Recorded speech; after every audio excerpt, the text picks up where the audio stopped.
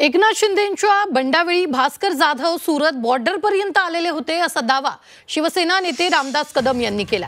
एकनाथ शिंदेंच्या बंडावेळी मी कधीच गेलो नाही असं वक्तव्य भास्कर जाधव यांनी झी 24 तासच्या टू द पॉइंट या मुलाखतीत केलं होतं। या भास्कर जाधवांच्या वक्तव्याचा शिवसेना नेते रामदास कदम यांनी चांगलाच समाचार घेतलाय। 22ला जेव्हा बंड झालं तेव्हा तुम्ही सुद्धा शिंदेंसोबत जाणार होता अशी चर्चा तेव्हा खूप होती। तेव्हा आम्ही फील्डवरती होतो, आम्ही बघत होतो त्या गोष्टी आणि त्याच्याशी स्टेटमेंट्स पण आली होती की तुम्ही बॅग भरून तयार होतात वगैरे असं आमच्या कानावरती आलं होतं। तेव्हा शिंदेंसोबत कधीही गेलेलो नाही आणि जायचं असतं तर मी लपून छपून कधीच गेलो नसतो। मी उघड माथ्यानं उजळ माथ्यानं गेलो असतो आणि मी गेलो असतो तर मला कोणी दोष देण्याचं काही कारणही नव्हतं, कारण ज्यांना मंत्रिपदं दिली गेली तेच गेले, आम्ही राहिलो। असं आहे की 20 तारखेला राज्यसभेच्या खासदारकीचं मतदान झालं आणि विधान परिषदेच्या त्या आमशा पटेल वगैरे निवडून आला ते मतदान झालं आणि मी गेलो घरी निघून। मी गेलो तर या रेल्वेने, आता रेल्वे झोपायचंच आणि काही रेल्वे सगळ्या ठिकाणी काही आपल्याला नेट मिळत नाही, मोबाईल लागत नाही आणि म्हणून मी झोपलो। स्टेशनला उतरलो तर माझा मुलगा पुढं आला, म्हटलं पप्पा ते सारखं टी व्हीवर बातम्या सुरू झाल्या आहेत, Bhaskarrao not reachable not reachable not reachable.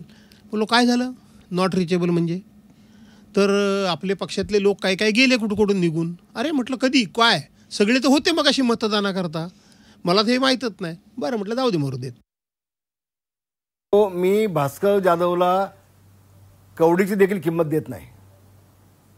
एक वेळेला हा भास्कर जाधव रस्त्यावरती आडवा होऊन माझ्या पायावर डोकं ठेवलं होतं, तो हा भास्कर जाधव आहे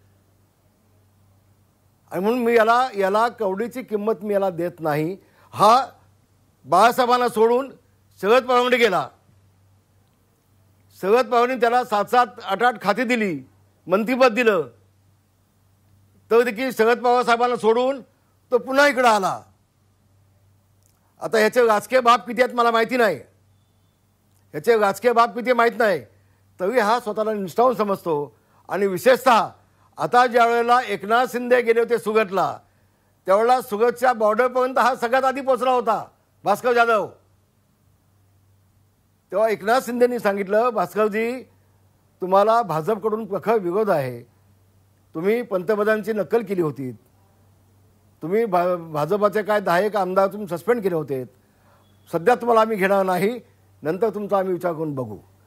तेव्हा हा देखील बाळासाहेबांना सोडून उद्धव ठाकरे, शरद पवारसाहेब, शरद पवारांना सोडून उद्धव ठाकरे, उद्धव ठाकरेंना सोडून एकनाथ शिंदे, हे सगळं त्याचा हा एका ठिकाणी राहू शकत नाही। हा लोटा आहे, लोटा घुमणारा असा फिरणारा, फक्त त्याच्या राक्षसी महत्वाकांक्षा असतात। चांगलं काम करतायत, त्यामुळे रामदास कदम हे देखील आरोप करणारा माणूस आहे, त्यांना काहीतरी उत्तर द्यावं लागतं। रामदास कदमांच्या फार बोलण्याकडे लक्ष देऊ नका, मी देत नाही। ते असंही म्हणाले होते की तुम्ही सुरतच्या बॉर्डर पर्यंत जाऊन आलात, त्यावेळी शिवसेना फुटली, त्यावेळी मी आता बोललोय ते, आता पुन्हा ते शब्द त्यांच्याकरता वापरू का? मी अनेक वेळा अनेकांना बोललोय, त्यामुळे ते फार गांभीर्याने रामदास कदमाला घेण्याची आवश्यकता नाही।